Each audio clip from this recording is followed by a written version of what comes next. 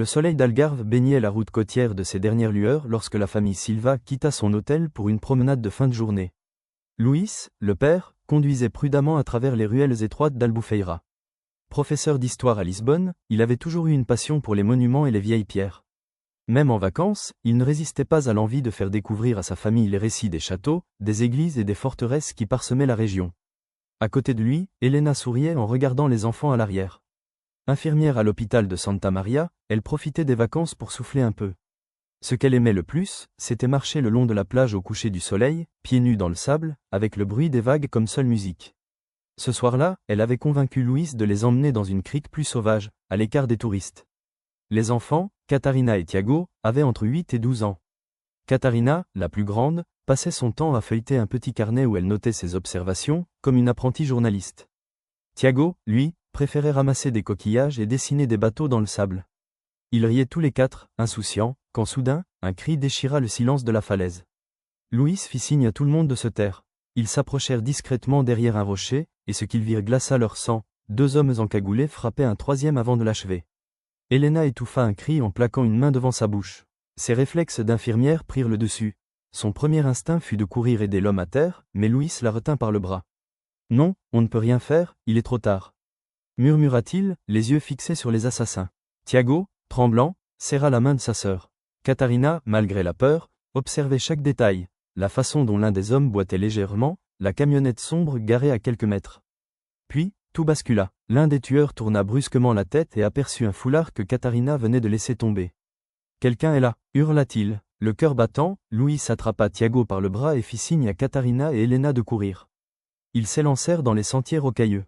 Derrière eux, des pas résonnaient, précipités.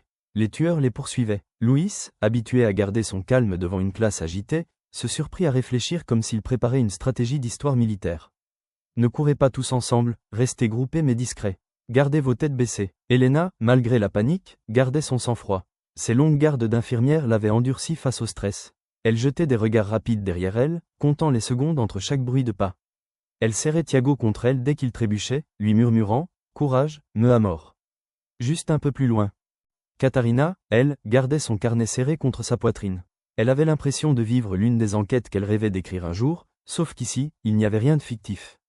Elle remarqua même un détail. Un des assassins portait une bague qui brillait dans la pénombre. Un indice, pensa-t-elle malgré la peur. Profitant du silence revenu, la famille sortit prudemment de sa cachette. Ils marchèrent dans l'obscurité, évitant les rues principales. Helena guidait les enfants d'une main ferme, tandis que Luís, épuisé, jetait des regards inquiets dans chaque recoin. Enfin, les lumières de l'hôtel apparurent.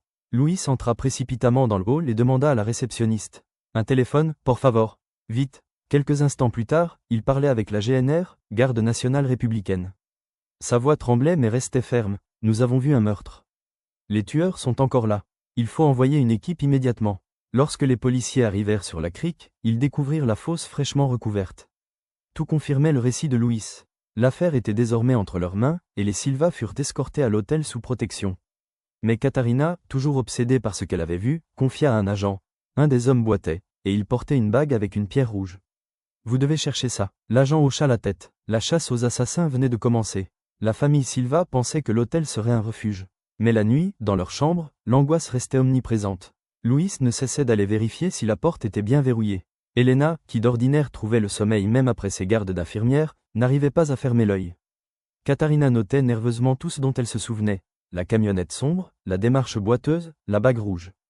Tiago, lui, refusait d'éteindre la lumière de la lampe de chevet. « Maman, et s'il nous retrouve ?» demanda-t-il d'une petite voix. Helena lui caressa doucement la joue. « Les policiers sont là, mon amour. Ils ne nous laisseront pas tomber. » Au petit matin, 2 agents vinrent interroger Luís et Helena dans une salle discrète de l'hôtel. Ils prirent très au sérieux les détails donnés par Catarina. Un policier confirma « La victime semble liée à un réseau criminel qui opère entre Faro et Lisbonne. Si ces hommes ont peur d'être dénoncés, ils pourraient tenter de vous retrouver. » Luís sentit son sang se glacer. En tant que professeur d'histoire, il avait l'habitude d'analyser les conflits passés, mais jamais il n'avait imaginé devenir la cible d'un combat bien réel. La police fouilla la région. Très vite, un témoin déclara avoir vu une camionnette suspecte rôder près d'une station-service, conduite par 2 hommes nerveux. Grâce à la description de Catarina, les agents établirent un portrait robot. Pendant ce temps, la famille Silva restait confinée à l'hôtel. Les enfants n'avaient plus le droit de descendre seuls à la piscine. Helena tentait de distraire Tiago en lui proposant de dessiner dans son carnet. Luis, lui, faisait semblant de lire un livre d'histoire, mais ses yeux n'arrivaient pas à se fixer sur les pages. 2 nuits plus tard, les assassins revinrent. La camionnette fut repérée près de l'hôtel. Les agents décidèrent alors de tendre un piège. Des policiers en civil prirent place autour du bâtiment, surveillant chaque entrée. Dans leur chambre, Helena sentait la tension. Son instinct lui disait que tout allait se jouer ce soir. Elle prit la main de Luis. « Tu crois qu'on s'en sortira ?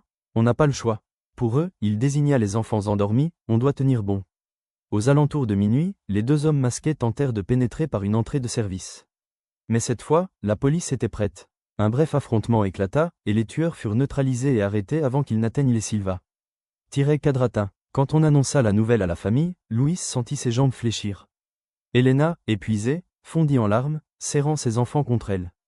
Katharina, malgré sa peur, demanda « Ils ne reviendront pas, n'est-ce pas ?» Un agent lui répondit avec un sourire rassurant « Non, Ménina. Grâce à toi, avec tes observations, on les a arrêtés. » Aux alentours de minuit, les 2 hommes masqués tentèrent de pénétrer par une entrée de service. Mais cette fois, la police était prête. Un bref affrontement éclata, et les tueurs furent neutralisés et arrêtés avant qu'ils n'atteignent les Silva. Quelques jours plus tard, la famille Silva reprit la route de Lisbonne. Le voyage fut silencieux. Chacun avait encore en tête l'écho des menaces, des pas dans la nuit, du danger qui les avait frôlés. Luis